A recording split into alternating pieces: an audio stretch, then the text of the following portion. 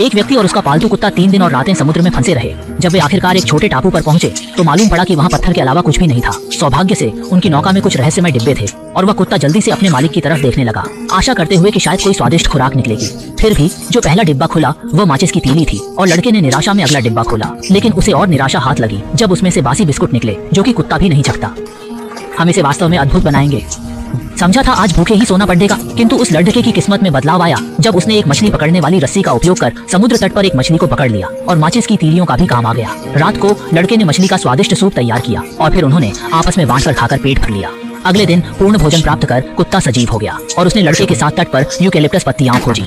आजीविका की समस्या हल हो गई थी, पर उस जगह हमेशा के लिए रुकना समाधान नहीं था। इसलिए लड़के ने एक साहसी निर्णय लिया।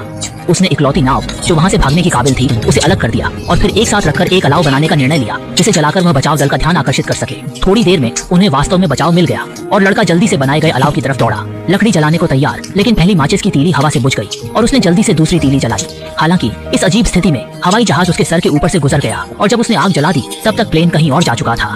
बचाव की आशा खोने पर वह लड़का समुद्र तट पर बैठकर निराशा में डूब गया। मगर और भी मायूसी हाथ लगी जब पहले दिन के बाद उसने फिर मछली नहीं पकड़ थी। भूख से बचने के लिए उसने जंगल में अपनी तकदीर आजमाने का विचार किया। शायद भाग्य अनुकूल हो तो वह परिस्थिति से बाहर आ सकता है। फिर उसने आवश्यक सामग्री संकलित की, बचाव दल के लिए संकेत छोड़ दे और कुत्ते के साथ वह स्थल त्याग दिया। लेकिन उसने कभी नहीं सोचा होगा कि जैसे ही वे गए हवाई जहाज वापस आ गया था। घाटी में चल रहा लड़का उसे भी पहचान लिया।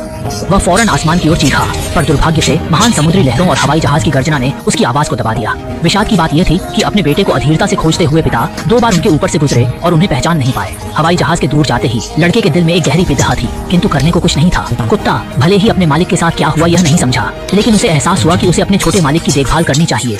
जल्द ही रात आ गई और लड़के ने जंगल में एक अस्थायी कैंप बनाया।